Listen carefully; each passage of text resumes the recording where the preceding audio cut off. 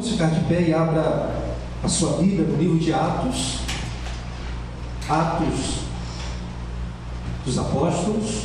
Estamos gravando, agora todas as mensagens, tanto domingo pela manhã-noite, quarta-feira também, para que você, que às vezes falta a igreja, ou só pode vir pela manhã, ou não pode vir nas quartas, tenha agora acesso àquilo que Deus tem falado conosco através da sua palavra. Domingo que vem, se eu não me engano, pela manhã, o estudo bíblico nem será gravado. Atos, capítulo 5, do versículo 1 ao versículo 15. Atos dos Apóstolos, capítulo 5, do versículo 1 ao 15. Eu vou pedir a sua ajuda, Então eu vou ler os versículos ímpares, vocês lerão os versículos pares. Ok? Acharam aí? Atos, capítulo 5, do versículo 1 ao 15. Diz assim: um homem chamado Ananias, com Safira, sua mulher, também vendeu uma propriedade.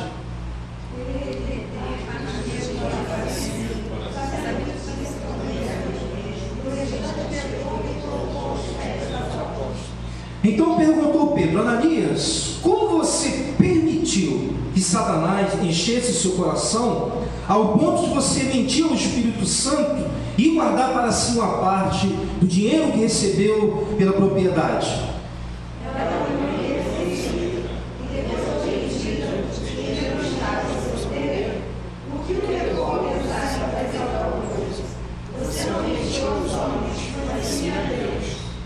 Ouvindo isso, Ananias caiu morto. Grande temor apoderou-se de todos os que ouviram o que tinha acontecido. Então todos vieram, envolveram seu corpo, levaram para fora do sepulcro. Cerca de 3 horas mais tarde, entrou sua mulher, sem saber o que havia acontecido. Pedro lhe perguntou: diga, foi isso mesmo que vocês conseguiram que a propriedade? Respondeu ela: sim, foi isso mesmo. Pedro lhe disse: por que vocês entraram em acordo para tentar o Espírito do Senhor? Veja, estão à porta os pés dos que sepultaram seu marido, e eles a levarão também. Naquele mesmo instante, ela caiu morta aos pés dele. Então todos chegaram e, encontrando-a morta, levaram-a e a sepultaram ao lado do seu marido. E grande temor apoderou-se de toda a igreja, de todos que ouviram falar desses acontecimentos. Os apóstolos realizaram os sinais maravilhosos entre o povo. Todos os que creram testificaram a início da apóstolo. Versículo 13: dos demais, ninguém ousava juntar-se a eles, embora o povo o estivesse em alto conceito.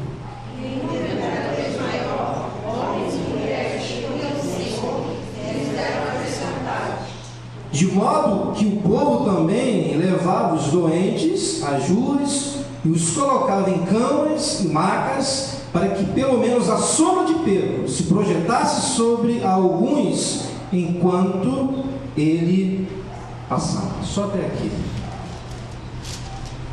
Vamos orar. Senhor Deus, Pai, obrigado pela Tua palavra. Obrigado pelo Teu Espírito Santo. Nos ensina nesta manhã, nos fortalece. Fala conosco, nos prepara cada dia, Senhor, para que essa igreja cresça diante da Tua presença. Que vidas entrem, ó Deus, por essas portas, conforme a Tua vontade. No nome de Jesus, amém. Amém. Você pode sentar.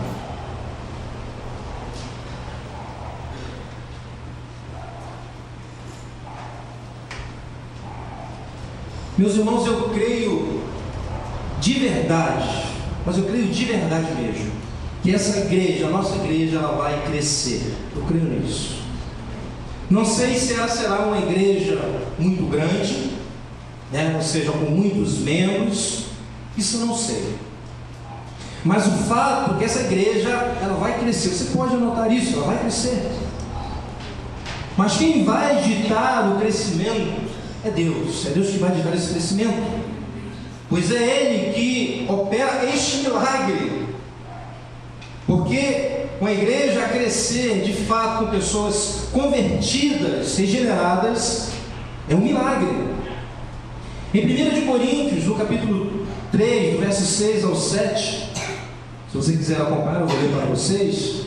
Paulo diz assim para a igreja de Corinto: eu plantei, Apolo regou, mas Deus é quem fez crescer.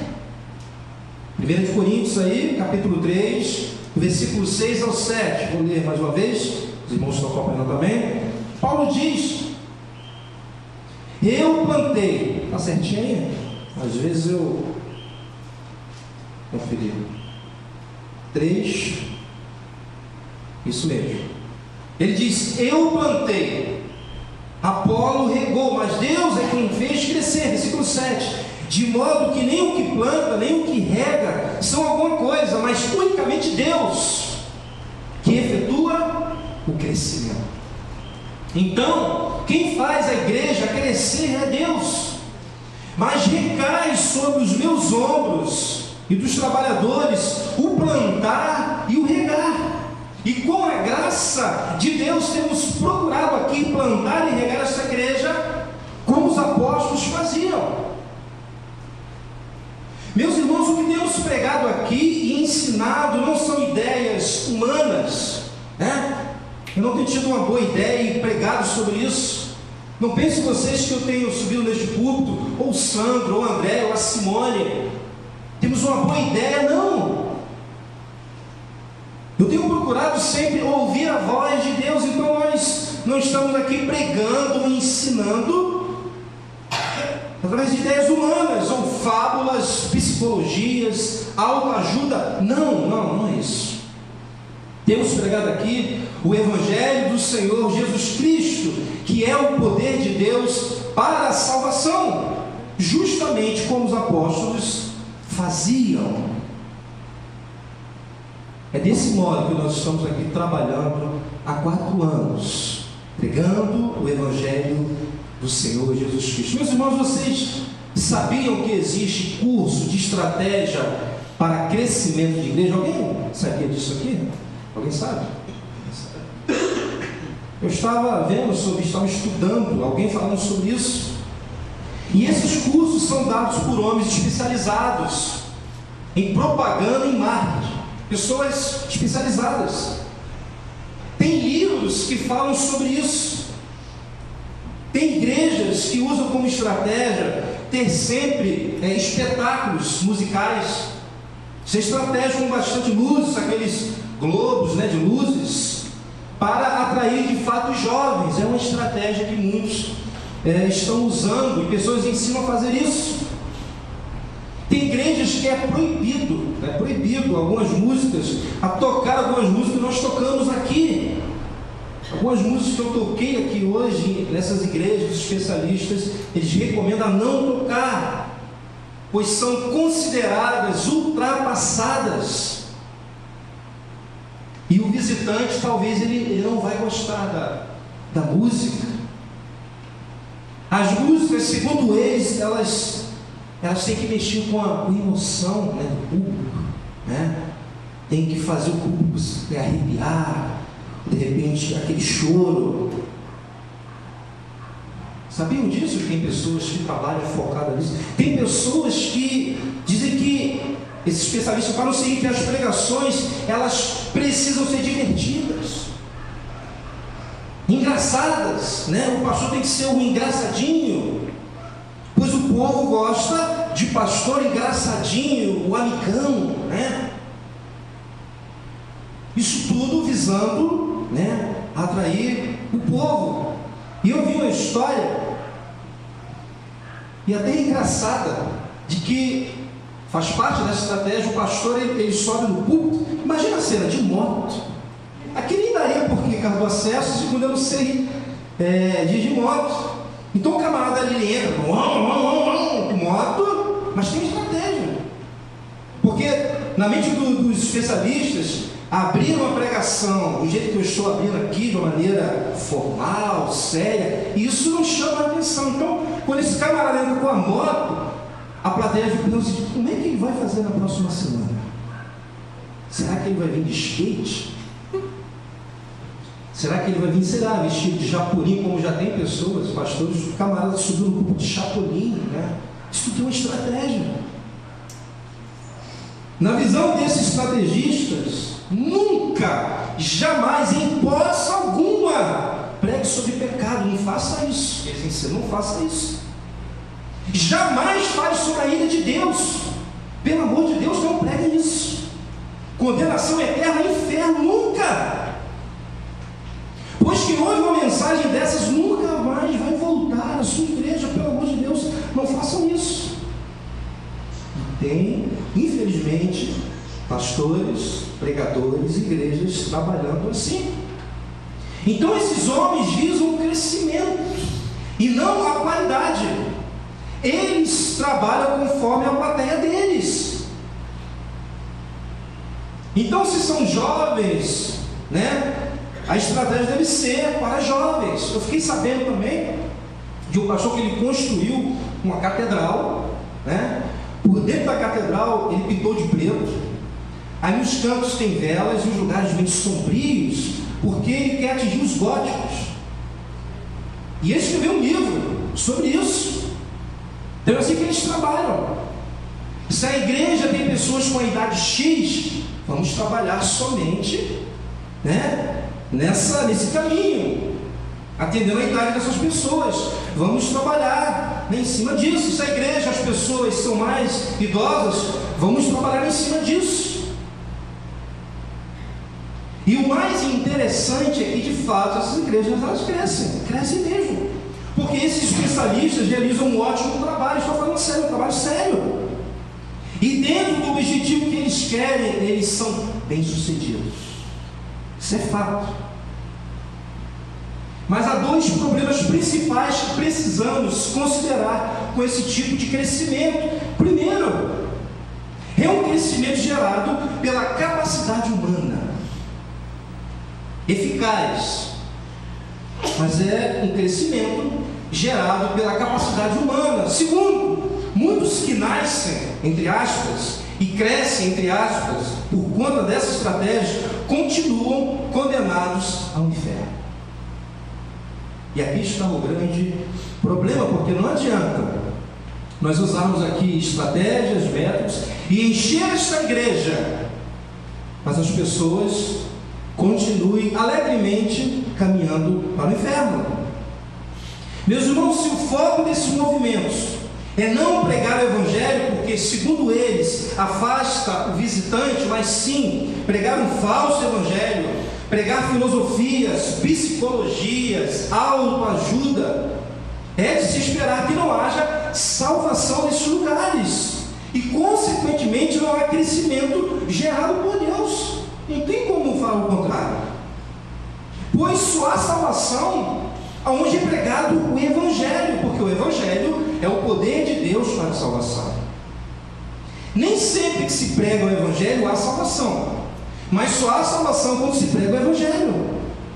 A maneira ordinária, ou seja, a maneira comum, né, para que uma pessoa nasça espiritualmente, é que ela ouça o evangelho e seja convencida pela pessoa do Espírito Santo. Essa é a maneira comum.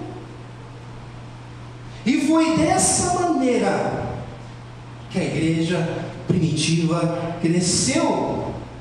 É dessa maneira que o cristianismo sério cresce até hoje, de maneira saudável. E é dessa maneira que Deus quer que essa igreja cresça. Amém? É dessa maneira. Meus irmãos, eu estava pensando, talvez seja precoce ainda, mas eu estava pensando no fim da minha vida. E quando alguém, eu fiquei pensando em perguntar se o pastor Valdo, como essa igreja cresceu em um período tão difícil. Eu fiquei pensando. E eu quero falar, olha, eu plantei, os trabalhadores da igreja regaram, e Deus deu crescimento. Eu quero poder falar isso.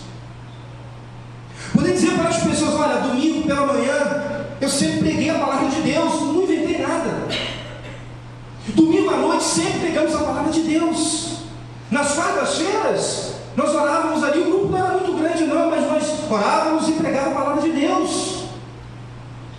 Na penúltima sexta do mês, os homens estavam aqui orando. Na última sexta do mês, os homens estavam aqui orando. Também, sempre que possível, faziam eventos com homens, com as mulheres, visando a unidade da igreja.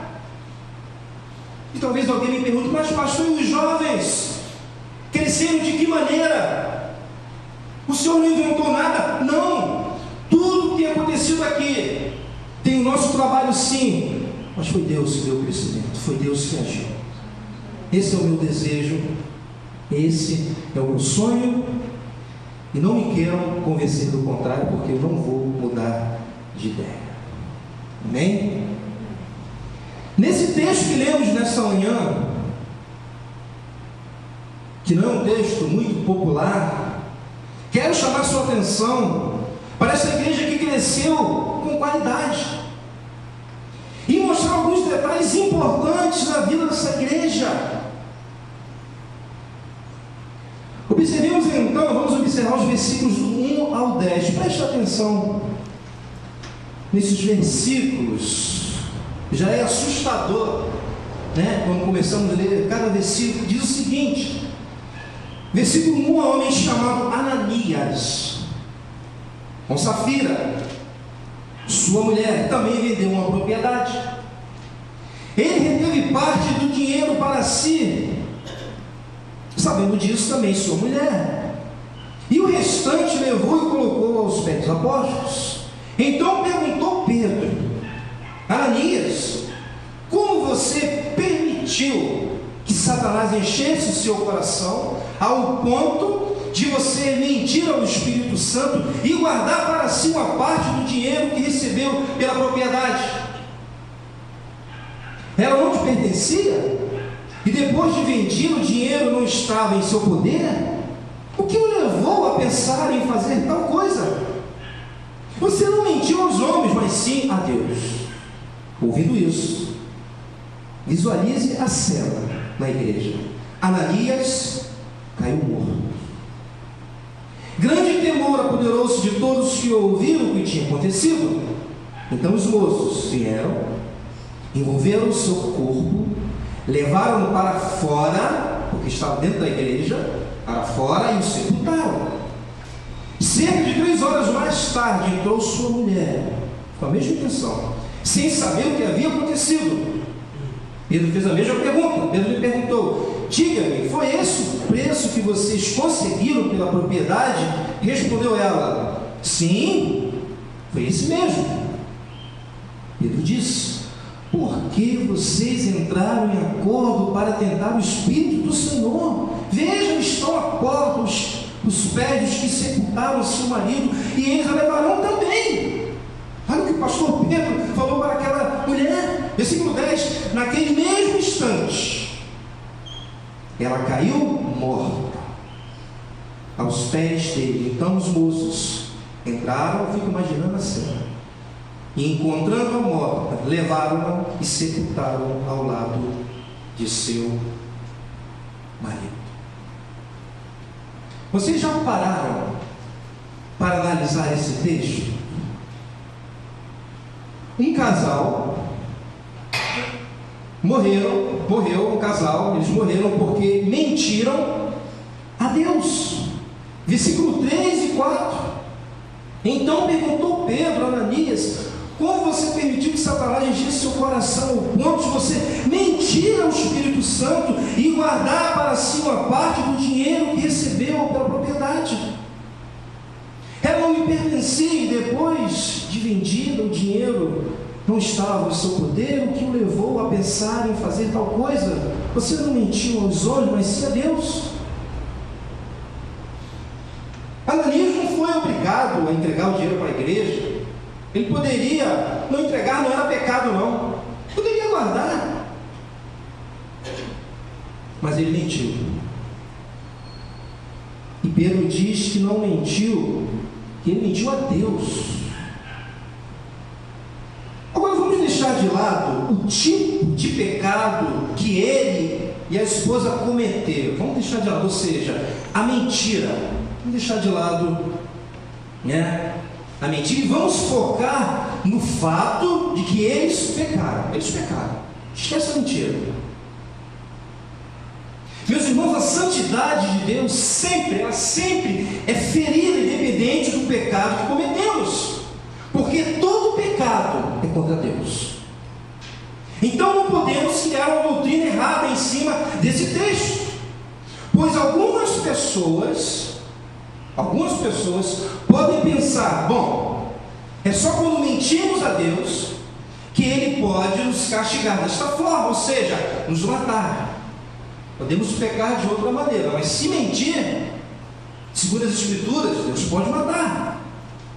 Então algumas pessoas podem pensar isso, mas o que deve ser considerado aqui é que eles pecaram contra Deus, e Deus aplicou a sua justiça, o seu juízo, e esse juízo veio em forma de morte. Não porque eles apenas mentiram, mas sim porque eles pecaram intencionalmente. Então, para ficar teologicamente correto, eles foram castigados. Deus aplicou a sua ira, Deus os matou, não porque o tipo de pecado que eles cometeram merecia a morte, não porque eles estavam na igreja, mas eles receberam o julgamento de Deus porque eles pecaram. E nesse caso aqui, o julgamento de Deus veio com a morte deles. E não pensem vocês nessa manhã que pessoas, não continuam sendo julgadas por Deus, ou até mesmo morrendo quando pecam contra Ele. Sim, Deus não mudou. Agora, temos que entender que Deus, Ele conhece o coração de cada um aqui presente. Tem pessoas que pecam e se arrependem verdadeiramente e são perdoadas, porque o nosso Deus é um Deus perdoador. E outras que não se arrependem e Deus a julga. E esse julgamento pode vir de várias formas, inclusive com morte. Deus pode fazer isso sim. Tem pessoas que Deus aplica seu juízo imediatamente, como foi o caso de Ananias. Mas talvez alguém diga: mas ele nem teve o tempo de se arrepender. Sim, mas Deus, Ele é justo. Ele conhece o coração do homem. Deus jamais aplicaria a sua justiça a uma pessoa de forma injusta. Deus sabe quem vai se arrepender e quem não sabe. Ou Ele não sabe disso? Sabe. Ele é poderoso. E isso me faz refletir. Isso me faz olhar para a minha vida. E deveria fazer você refletir também. Pois quantas e quantas vezes, assim como Ananias e Safira, planejamos pecar também. Pecamos intencionalmente. Claro que muitas vezes pecamos não intencionalmente, pois Davi fala sobre isso, em seu salmo. Ele fala de pecados intencionais, ou seja, se tem pecados intencionais, existem pecados que não são intencionais. Ele fala isso no Salmo 19, versículo 13. Ele faz um pedido a Deus. Salmo 19, versículo 13. Davi, que era muito sincero com Deus, disse: também guarda o teu servo dos pecados intencionais, que eles não me dominem. Então serei íntegro, inocente de grande transgressão. Salmo 19, versículo 13. Agora, por que Deus Ele mata alguns e outros não? Eu não sei. Pois Ele é Deus e tem misericórdia de quem Ele quer. O fato é que Ele pode matar sim. O rei Davi, segundo a lei mosaica, tinha que morrer pelos pecados que cometeu. Ele deveria ter sido apedrejado, mas Deus teve misericórdia dele, mas não teve de Saul.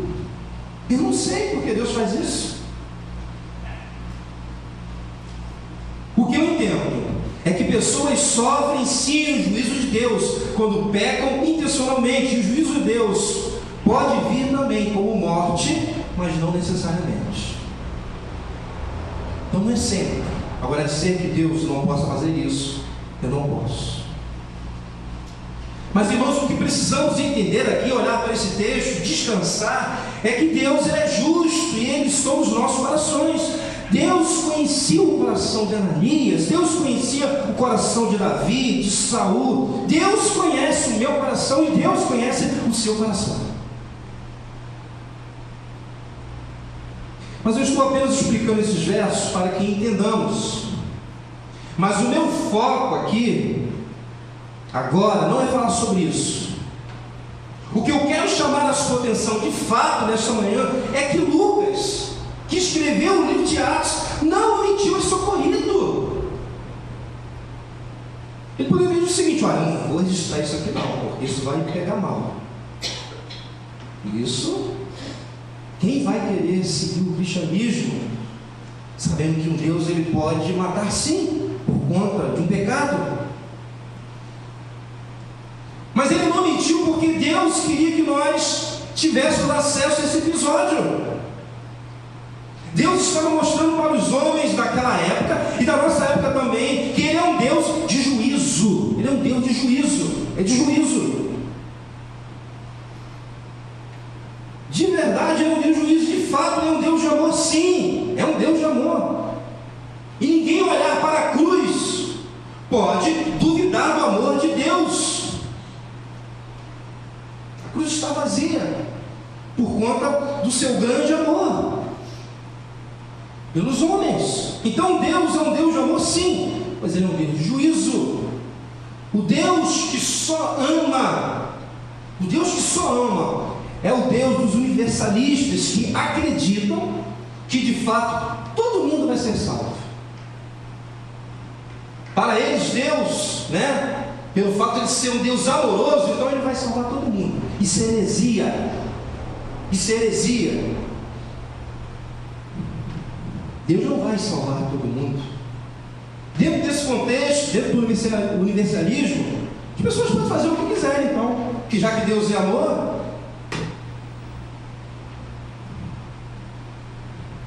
Mas o Deus das Escrituras, tanto no Velho como no Novo Testamento, é um Deus de amor, sim, mas também é um Deus de juízo. E interessante que depois desse ocorrido na igreja, as pessoas que olhavam para a igreja do pastor Pedro sabiam que ali se manifestava o Deus do juízo. Aquele povo ali se reunia e servia a um Deus de juízo também, não só de amor. É interessante também que Pedro não mandou a igreja esconder esse fato. Ele poderia, pois as pessoas poderiam saber disso e não querer ir à igreja. Então vamos esconder isso, Para ninguém ficar sabendo. Os visitantes aqui do Meia não podem saber que alguém correu ali em Sinivermeia do Meia, porque senão ninguém mais vai ali. Desta forma, se fosse divulgado, poderia impedir o crescimento da igreja. Pedro poderia ter pensado nisso, como pensam os estrategistas de crescimento de igreja nos nossos dias. Mas veja o que diz no versículo 10 e 11. Naquele mesmo instante, ela caiu morta aos pés dele. Então os moços, versículo 10, entraram e, encontrando a morta, levaram-a e sepultaram ao lado de seu marido. Versículo 11. E grande temor apoderou-se de toda a igreja e de todos que ouviram falar desses acontecimentos. Ou seja, não houve proibição por parte de Pedro, e os próprios irmãos espalharam notícia. E observe só o que o juízo de Deus causou: temor. Versículo 11: e grande temor apoderou-se de toda a igreja. Não teve uma igreja que não ficasse com esse temor. E de todos que ouviram falar desses acontecimentos.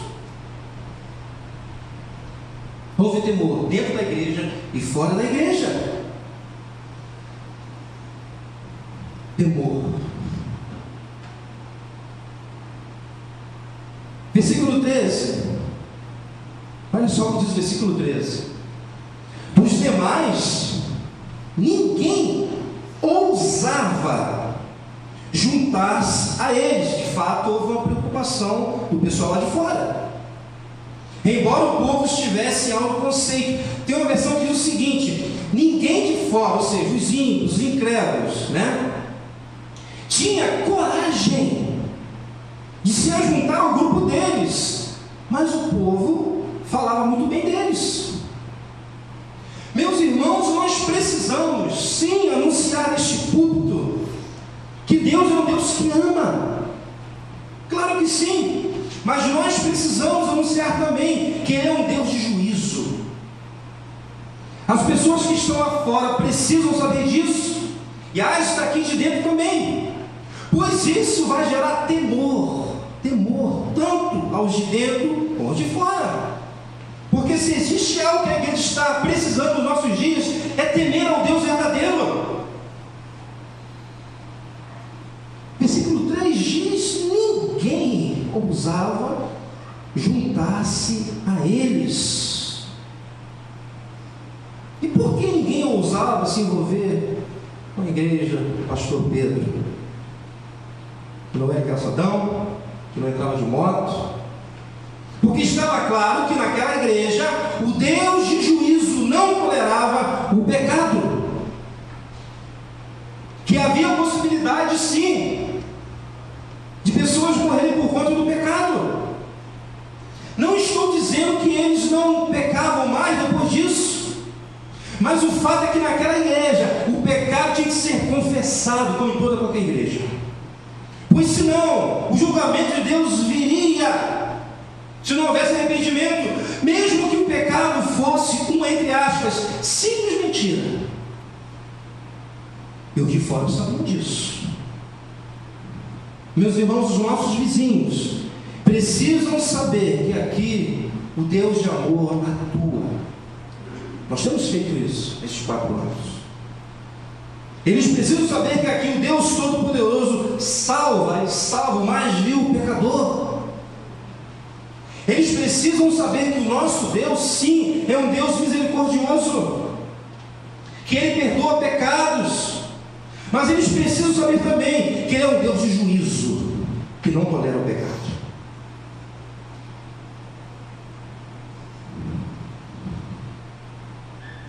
Agora, uma coisa muito importante precisa ser dita ainda no versículo 13, é que mesmo essa igreja mostrando para todos um Deus de juízo, observe o que diz, olha só o versículo 13: dos demais ninguém ousava juntar-se a ele, embora o povo estivesse em alto conceito. Essa igreja é uma igreja que tinha um alto conceito entre os incrédulos, mesmo mostrando um Deus que julga. Noutra versão diz: ninguém de fora tinha coragem de juntar ao grupo deles, mas olha só o que diz: mas o povo falava muito bem deles. Os incrédulos não queriam se unir a eles, por temor, mas eles falavam muito bem naquela igreja, eles tinham um conceito muito alto por ela. Só que coisa interessante, eles não queriam se unir porque temeram, porque sabiam que naquela igreja havia um Deus santo, um Deus justo, mas não tinham como eles falarem mal daquela igreja. E mais, olha que coisa interessante, para o espanto de muitos em nossos dias, e ao contrário do que os estrategistas de crescimento de igreja nos nossos dias pensam, pasmem, essa igreja crescia. Glória a Deus por isso. Como pode uma igreja anunciar um Deus de juízo crescer? Como pode uma igreja onde Deus mandou 2 pessoas crescer? Como pode isso? Versículo 14 deixa claro que eles cresceram. Marca aí na sua Bíblia, olha o que diz, versículo 14: em número cada vez maior. Por isso que eu confio no Evangelho, irmãos, por isso que eu creio na pregação do Evangelho. Em número cada vez maior, e não apenas um tipo de pessoa, mas homens e mulheres criam no Senhor, e vieram acrescentar, eu não preciso inventar nada aqui. Eu tenho que pregar o Evangelho, porque o Evangelho é poderoso para alcançar homens, mulheres, idosos, crianças. Porque o Evangelho sim é o poder de Deus para a salvação de todo aquele que nele crê. Quem dá o crescimento é Deus. Quem acrescenta é Deus. O que nós temos que fazer é plantar e regar corretamente, ou seja, pregar o Evangelho da salvação. E esse Evangelho que salva fala de um Deus que julga. Romanos capítulo 8, versículo 8 diz isso. Portanto, a ira de Deus é revelada dos céus contra toda impiedade e injustiça dos homens que suprem a verdade pela justiça. Não tem como ser fiel às Escrituras, ao Evangelho, e não falar de um Deus que julga e se ira. Amém? Outro ponto que precisamos destacar sobre esta igreja que estava crescendo, conforme vimos em Atos, no versículo 14, é que nessa igreja havia sinais e maravilhas. Versículo 12. Os apóstolos realizavam o quê? Muitos sinais e maravilhas entre o povo. Todos que creram costumavam reunir-se no pórtico de Salomão. Uma igreja que cresce de maneira saudável, há milagres, maravilhas, Deus opera, não tem jeito. E nós muitas vezes não conseguimos associar uma igreja que cresce de maneira saudável a uma igreja que existe operação de milagres e maravilhas. De certa forma, já existe entre nós até um preconceito, principalmente por meio dos pastores. Porque às vezes quando ouvimos falar que a igreja X está crescendo, e que naquela igreja Deus opera milagre, ficamos logo desconfiados. Será que é milagre mesmo? Será que é um crescimento saudável? Claro que desconfiar não é para menos, porque infelizmente no meio evangélico existe muita mentira, muito charlatanismo, e claro, como a Bíblia nos ensina, existem falsos milagres. Mas por conta desses abusos, não podemos negar que milagres e maravilhas fazem parte de uma igreja que cresce de forma saudável. O nosso Deus é um Deus de milagres. Amém? O livro de Atos é uma prova disso. Não podemos esquecer que Deus ele continua fazendo milagres. Agora nós temos um inimigo que está sempre procurando criar confusão no nosso meio, mas a grande verdade é que os milagres eles contribuem para que a igreja cresça. Eles contribuem para isso também. Como eu já disse, a pregação do Evangelho é o meio pelo qual pessoas são salvas, mas os milagres também contribuem. Quando Jesus ele ressuscitou Lázaro, você não pregou semana passada, não foi? Pela manhã? Nós vemos o seguinte, abra lá em João, no capítulo 11, no versículo 43. Olha só como é que os milagres contribuem também para a salvação de pessoas.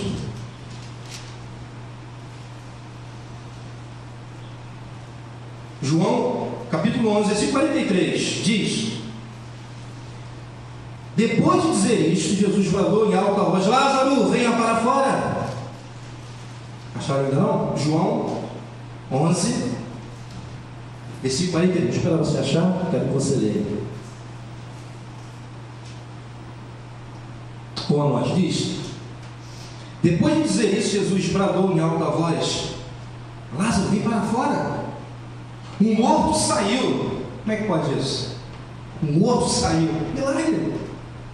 Com as mãos e os pés envolvidos em faixas de linho e o rosto envolto num pano, disse-lhe Jesus: tirem as faixas dele, deixem-nos ir, deixem-nos ir.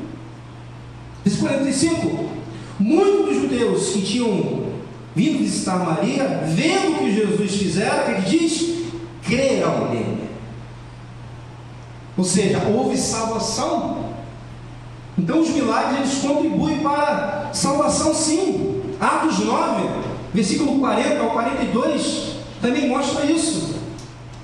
Quando Dorcas foi ressuscitada, diz o seguinte, Atos 9, versículo 40 ao 42.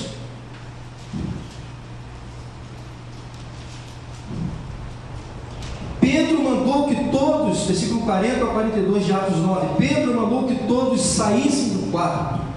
Depois ajoelhou-se e orou. Voltando-se para a mulher morta, disse, Tabita, levanta-se. Ela abriu os olhos e vendo, Pedro sentou-se. Tomando-a pela mão, ajudou-a e pôs-se em pé. Então, chamando os santos e as viúvas, apresentou-a viva. Este fato se tornou conhecido em toda a cidade de Jope, e muitos creram no Senhor. Um dos propósitos de Deus fazer milagres é salvar pessoas também.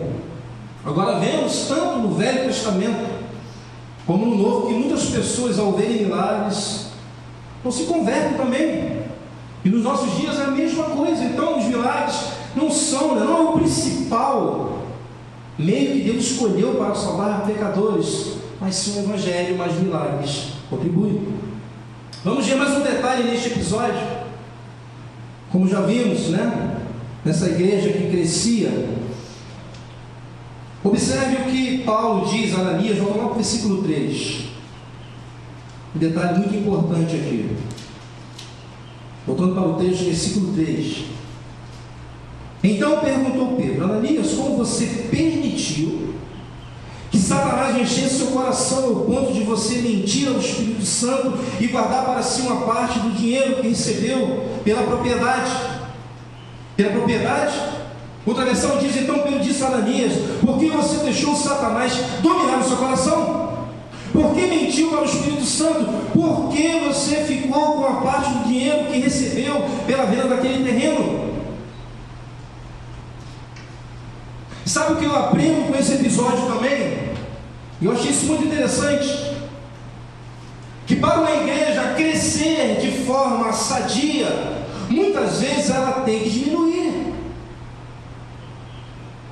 Muitas vezes, para uma igreja crescer de maneira saudável, ela vai ter que diminuir. Meus irmãos, Deus tirou Ananias e Safira do meio dessa congregação. Foi Deus que tirou, porque iria interferir no crescimento daquela igreja. E observe que Pedro cobrou de Ananias a atitude errada que ele tomou. Satanás de fato encheu seu coração, é verdade, mas quem permitiu, quem deixou ser influenciado por Satanás foi ele. Portanto, ele foi responsabilizado por isso. E mais, não havia desejo em seu coração de se arrepender. Tamanha era a influência do diabo em sua vida. Olha que coisa terrível. Meus irmãos, podemos dizer que ele trabalhou em conjunto, ele e a sua esposa, com Satanás, contra a igreja do Senhor. Isso é muito sério. Pedro cobra dele a sua atitude, porque ele deixou, porque ele permitiu. Ele não foi obrigado pelo diabo, ele permitiu. Isso é muito sério. E não havia no seu coração esse desejo de se arrepender. É fato que o Filho de Deus não pode ser possesso por Satanás. Não existe isso. Você tem o Espírito Santo, mas se não vigiarmos, ele pode nos influenciar de uma maneira tal e fazermos coisas terríveis. E se não nos arrependermos, o Senhor da igreja nos tira da sua congregação. Não existe possibilidade de ninguém aqui ser possesso, mas se não vigiarmos, Satanás pode nos influenciar sim. Não estou dizendo com isso que todos que saem da igreja foram tirados por Deus. Não estou falando isso, porque foram influenciados pelo diabo. Por favor, não é isso. Mas no caso de Ananias e sua esposa, eles permitiram conscientemente que Satanás enchesse os corações. Não foi uma atitude involuntária, e pior, nem ele e nem a sua esposa se arrependeram. Mas alguém pode dizer, sua esposa até teve tempo, mas ele não. Meus irmãos, como eu disse, As Escrituras deixam claro que Deus é um Deus justo, portanto Deus jamais aplicaria sua justiça de forma injusta. Ananias não se arrependeria, sua esposa teve até tempo, mas também não se arrependeu. E a igreja crescia. Eu concluo essa mensagem dizendo o seguinte: nós não precisamos de estratégias humanas para que essa igreja cresça. Não precisamos. Toda estratégia que for usada para crescimento dessa igreja, temos que inserir o Evangelho nela. Qualquer estratégia. Teatro, Evangelho. Encontro, Evangelho. Por quê? Porque o Evangelho é o poder de Deus para a salvação. E quando nos propomos a pregar o Evangelho genuíno, não tem como não pregar sobre o Deus de amor, não tem. Mas também não tem como nós não pregarmos sobre o Deus de justiça, um Deus que, segundo as Escrituras, está irado com o pecado. As pessoas precisam temer este lugar por causa do Deus da justiça, que se manifesta em nosso meio e fala conosco, como acontecia na igreja do primeiro século. Milagres devem acontecer neste lugar, porque Deus é um Deus de milagres. Como diz no versículo 13: ninguém de fora tinha coragem de se juntar ao grupo deles, mas o povo falava muito bem deles. Essa é uma igreja que cresce com qualidade, onde as pessoas não têm nem coragem de entrar por causa do temor, onde as pessoas nem ousam entrar por saber que o Deus que se manifesta ali não tolera o pecado, mas por outro lado, falam muito bem dela. É uma igreja que é bem vista no meio da sociedade. Que Deus nos ajude a crescer com qualidade. Amém? Vamos ficar de pé.